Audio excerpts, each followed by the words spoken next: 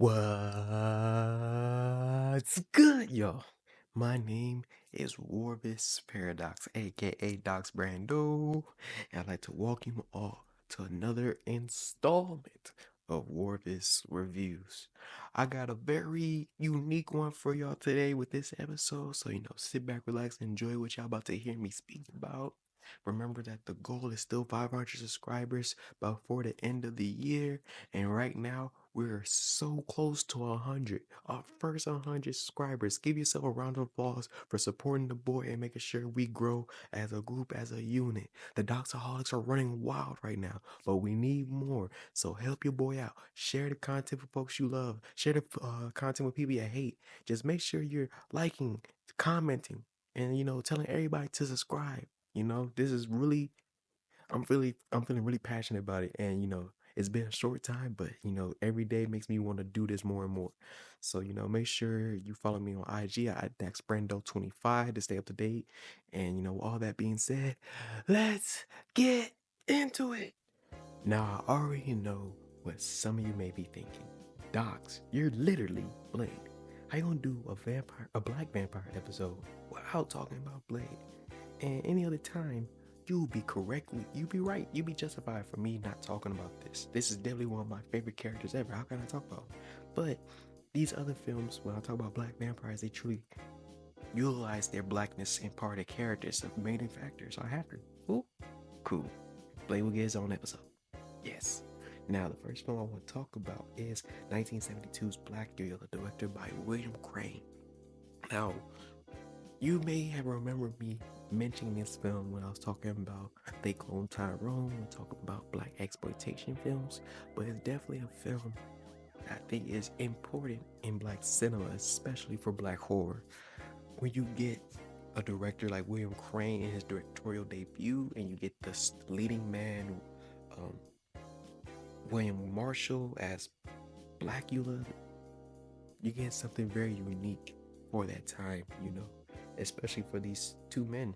Now, what's really cool about this film is that regardless of the limited budget that it was given of 500,000, it was still able to make basically 2 million in the box office. So it definitely turned a profit, and people were interested in this type of film. And when you hear the name Blacula, it may not seem like it has a lot of content available in it, like a lot of meat on the bones, but I genuinely mean this. It has some of the best dialogue in film. Just to start off, when you have Blacula, his original name being Prince Mowade, um, and his wife Luva go to Transylvania to talk to Dracula about ending the slave trade. That's how this movie starts off. And for 1972, during that time, this was beyond ahead of its time. This was daring, to say the least. And it was William Marshall who was at the forefront, making sure that his character had dignity and he was distinguished. He was a man of honor. He's a man of class, that he wasn't just, some bumpkin. He was somebody that was very proud of his culture, and proud, not just proud, who will defend his people and want to end, something as horrific as the slave trade. So, as he's trying to have this debate with Dracula, Dracula is also disrespecting him, saying, there's merit in slavery. And they talk about, yeah, I'll probably buy your wife if I could. Like, he's like, and I quote, he said, this, I find this cognac as distasteful as you. So like he was really trying to lay down that, like, I'm not down with any of this that you're spewing right now. So Dracula calls his guards, and now Mama Wade is over here boxing all of them, handling a good few of them. Then they jump him with numbers, and then Dracula captures him, bites him on the neck, curses him with the name Blacula, and says that you'll live forever, and you will always have this undying thirst for blood, and then locks him in a coffin for where he can just like suffer from his thirst. And as that's going on, his wife Lubava is still is trapped in that same room and ends up dying after centuries of starvation, dehydration, all that. Basically, she just like withers away as her beloved just screams in agony from the coffin. That's the opening of the film, and it's already crazy. And now you're thinking, that's the opening of the film. What else happens? How does he get to America? Like, there has to be more to it. Of course it is. So, because of some interior designers go to Transylvania, bring some stuff back, end up opening his coffin, and them two suckers are his first two victims. And already, once you get into this part of the film, you're probably going to feel some type of way of how they're having these actors portray gay men. It could have been written better, but 1972, representation of any kind is better than none at all, in some people's opinion. So that's neither here nor there. So now we have Blacula, who's come out the coffin, and he goes to the morgue, the funeral home where one of the people are laid, and some people come in to come check the body because they know who it is. And as he's hiding and watching the people inspect the body, he sees a face he hasn't seen in centuries, and that is the face of his wife Luava. And this new character, whose name is Tina, played by the same actress, of course, looks exactly like her. And now he's like obsessed with her. And now this is where Blacula gets into, the more common trope with Dracula as a character, always looking for his long lost love type of ordeal.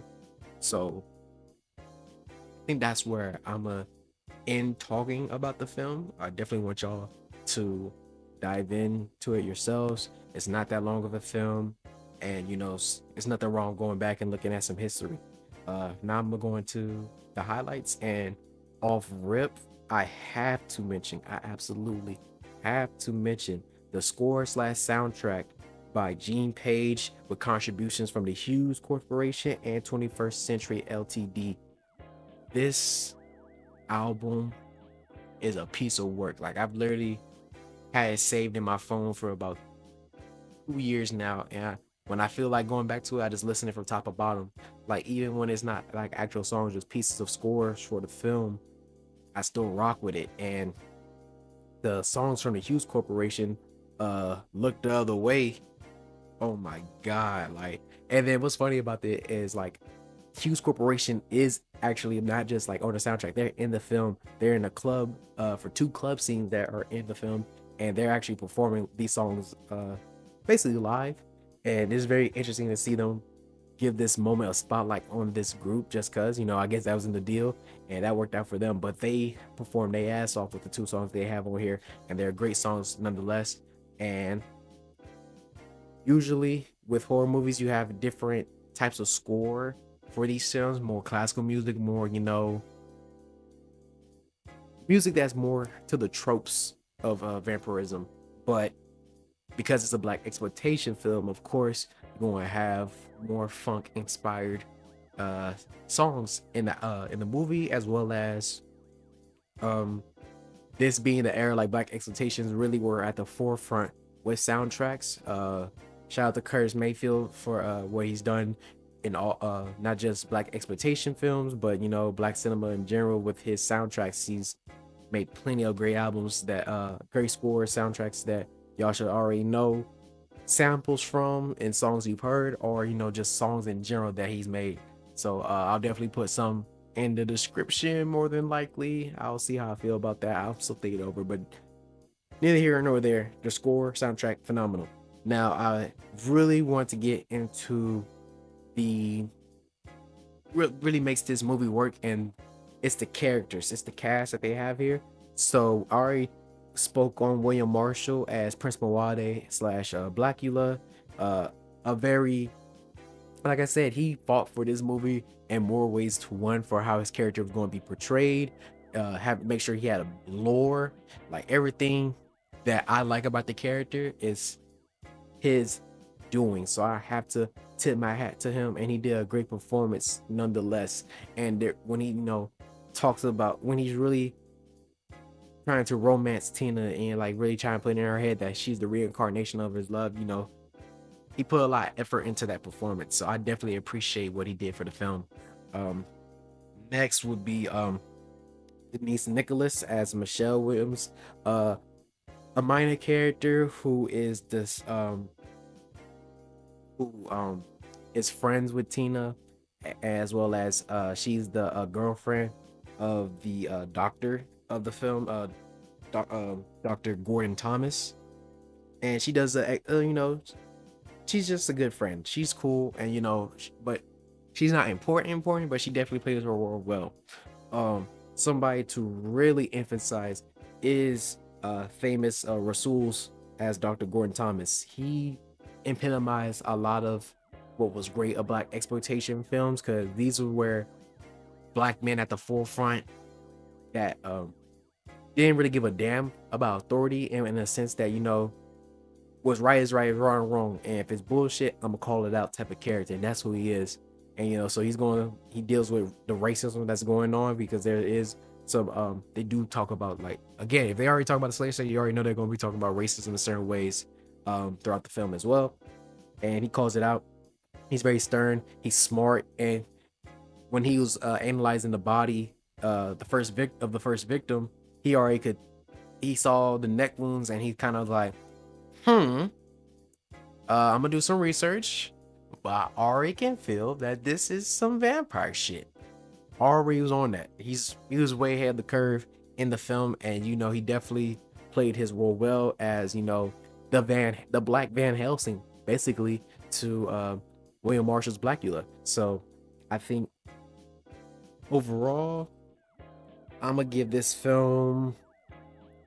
Oh, what did I give this film before? I feel like I gave it a 3.5 over 4.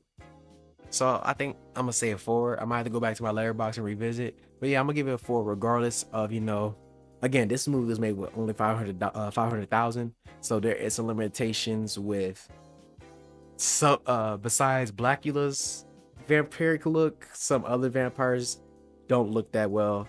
The vampires just die.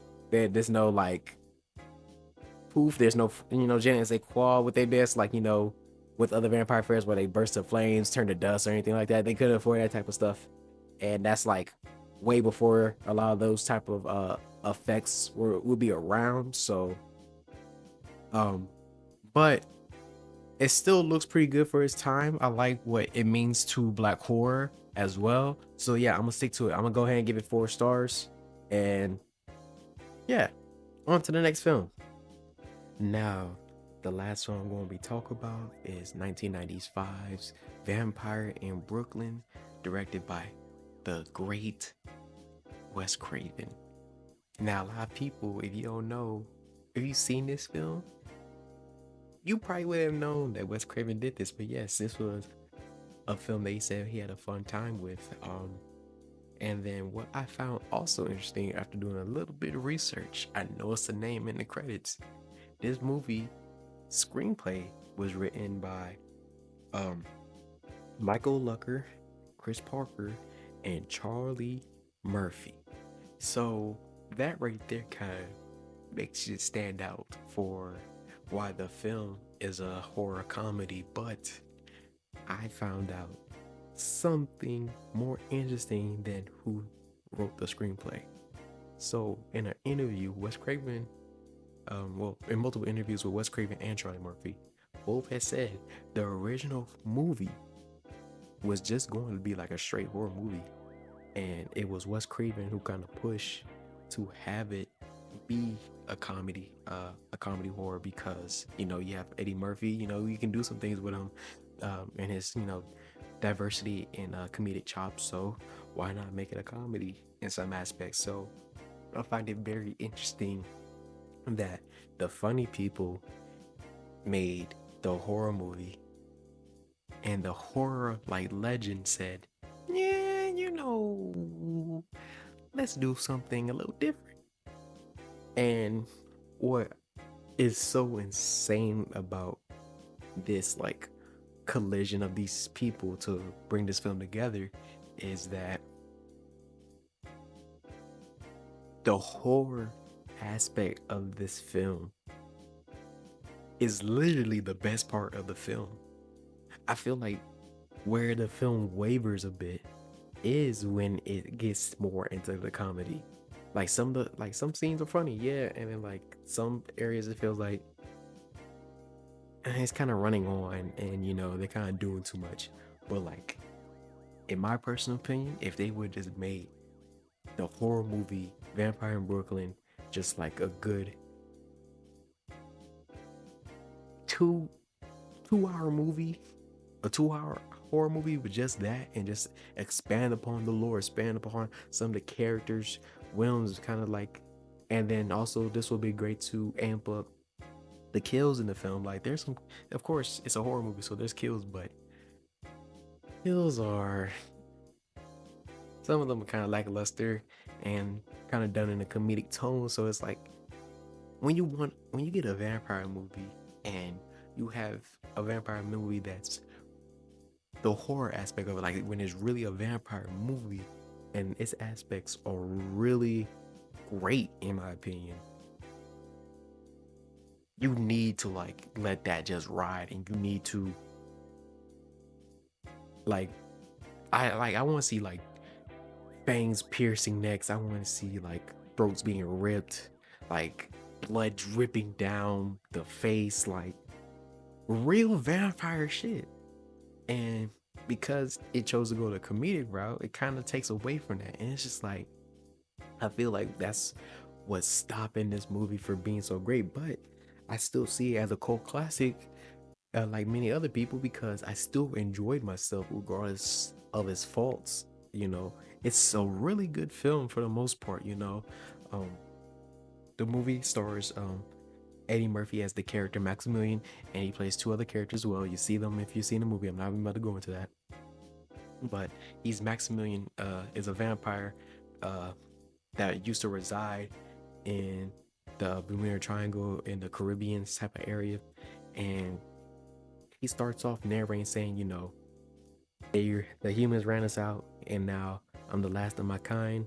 But there's one person that if I get to her who doesn't know of her lineage, I will be fine. So like already setting off a different type of vampire where you need to have a partner.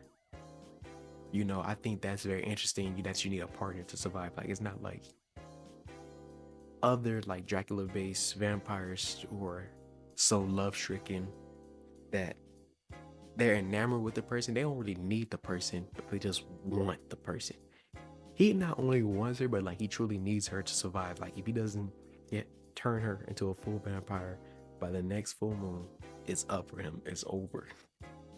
So here we get this introduction of Boatyard, and the boat just coming in, and it's just creepy, look like there's nobody on it, and then it crashes, and then we meet two new characters, and one of them starts inspecting the boat, and he starts discovering all the dead bodies, all of them drained of blood.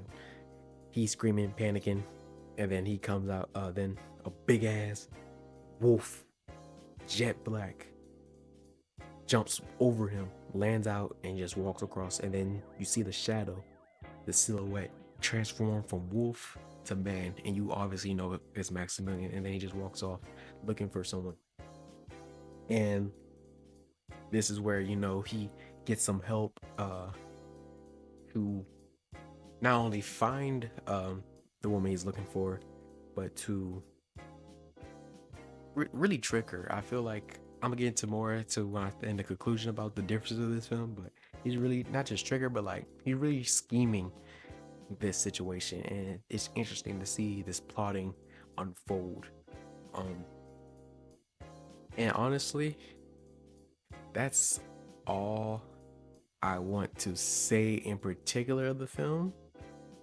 I want to get into the highlights because I don't want to spoil too much. I think this is a film that if you haven't seen it, I want you to check out because it has some certain intricacies that I think that you will benefit from looking at, and even you see the faults and you have issues with it. There's some parts of it that, you know, if you're really a film, like a true film enjoyer, you could take the greatness out of it and, you know, champion it when you should. And, you know, if you want to clown it for certain aspects, totally understand. But now I'm gonna get into the highlights. And easily, this film, what at its core that makes it such a great film is the acting performances from the cast. So starting off with Eddie Murphy as Maximilian, he said that, you know, he wanted to be a villain for the first time, and he's never gotten to do that. So he really had, you can really see he put his all into the character. Now the only issue that a lot of people may have is the wig,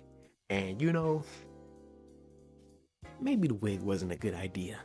You know, honestly, um, you just look at it and you can just see his forehead and be like, "Yep, that's where they glued that sucker right there," and it's noticeable off rip if you're really somebody that pays attention to details of characters.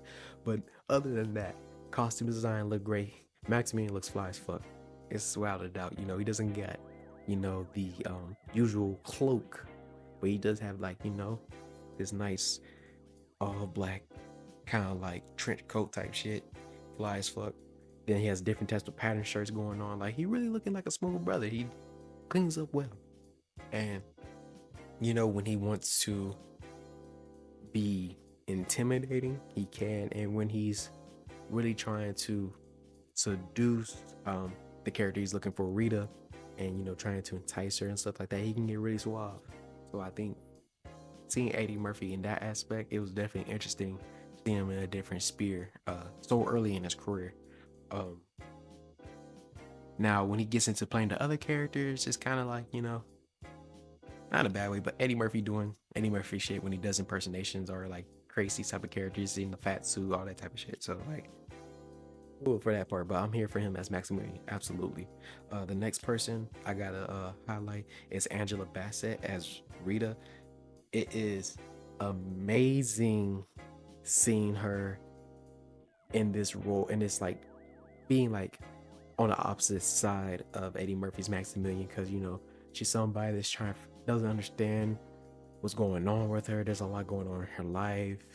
She just lost her mother. It's just like, it's a whole bunch of stuff that goes on, and, you know, there's a lot where she feels true terror, feel anguish. Like, Angela Bassett is already a great actress for sure. We all know that from the many different films in her catalog. But in this film, her and Eddie are the reason that this film, you know, a lot of people have gone, when the people that didn't like it back then, when they go back and watch this film, they had to be like, you know, he was really acting her ass off, and it shows truly.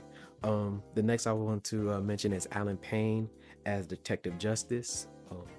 You know, the hero of the film, the person that, you know, who's already interested in her before Maximilian came around, that just never had the chance, the person that really cares about her, the person that, you know, Maximilian is trying to cut her away from before he can take her, that all that type of stuff. And, you know, Alan Payne did what he's supposed to do in this film, so I think it's not a bad performance from him. I think that I've seen him do better in better films. Yeah, I can say I've seen him in better films, doing roles better. But, you know, when you have Angela Bassett and Eddie Murphy doing their thing and they're holding it down tight, you don't really have to do too much besides, you know, stick the coast and make sure you do your job, do your part, and he does. Kadeem Hardison as Julius Jones. You know, there was moments where I told you the comedy is kind of, he makes sure that's funny. He does his job well. Timing for the most part, it's very well, and, like, you know, he kind of plays like, you know, the person that Maximilian slaps around when he's pissed off a little bit, and, you know, for that, all the types of things you get with those type of characters, he did a great job for that. So I appreciate him. The late great John Witherspoon, you know, he goes a little overboard. I think they just let him have fun, just like, you know, ad lib a lot of his shit. But overall, he did a great job. And he's like, "Hey, yo, man, I seen an interview. He's like, I got to holler and scream. I never do no horror shoot like this. This is fun." So, you know, I appreciate his role. And then Zacchaeus Moke as Dr. Zico. You know, the wise person that understands what Maximilian is, like, that has history, lore about vampires, all that type of stuff. He's not in the film too much, but, you know, as soon as his presence is felt, you could tell he's a wise person and he's going through some shit, and he kind of lays down foundation greatly. So I appreciate his part in the film, and I think that's about all I'm gonna give the highlights. Besides, Wes Craven doing a great job. Like, this film doesn't, like, film wise, doesn't look bad. Edited well. I think I enjoy a lot of the great shots, still frames, all that types of stuff. So of course, give Wes Craven his flowers. Not one of his best films, but a film that should be respected for what it is. Overall, giving the film 3.5 stars. You know, it could have been so much better. It could have been so much better, but I still enjoyed the film. I enjoy this film. I'll defend this film because there's some parts when it gets to like I said, like, writing wise, the vampire stuff is great, and then when you see Eddie Murphy in more of a pure form, I don't want to spoil it. I really want y'all to see it because they really put in some work for that. So definitely check this film out. It's not that long a film, and I think you will all enjoy it for the most part, and see it for the merits that I see it for. Now, what I found so interesting about these films is, besides these strong black men playing these characters, and having such ties to their blackness, their culture, their roots, I thought it was interesting how they kind of like polar opposites in a way. You have Blacula, who's more in line with the Dracula base type films. He sees his long lost love, and he truly does like romance her, truly loves her, doesn't really pull any tricks, doesn't scheme. He just, like, a couple of murders of somebody that she knows, but like besides that, he's really just trying to love her and try wants to turn her, for she can, for they can be together forever. Pretty simple as that. And then you have Maximilian, on the other hand, who's like, he wants her, and like, he needs her. Like, there's a difference between these two characters, and he's like just truly plotting. And I think it's just I think both are just interesting takes in the horror genre. But now I have to ask, did you agree what I said about these films? Have you seen this film and have your own opinion? Is Vampire Brooklyn the shit show that a lot of people still think it is? Or, do you think, it's a cult classic like me? Or do you think, is this your favorite movie? And then for Blacula, how do you feel seeing your first black exploitation film if you've never seen one before? Drop all those in the comments below. Make sure to like this video. Make sure, hit that notification bell so you don't miss when videos drop. And, the goal is still 500 subscribers, so share with everyone. This has been Docs Brando, and thank you for listening to another Rorvis Reviews. Peace.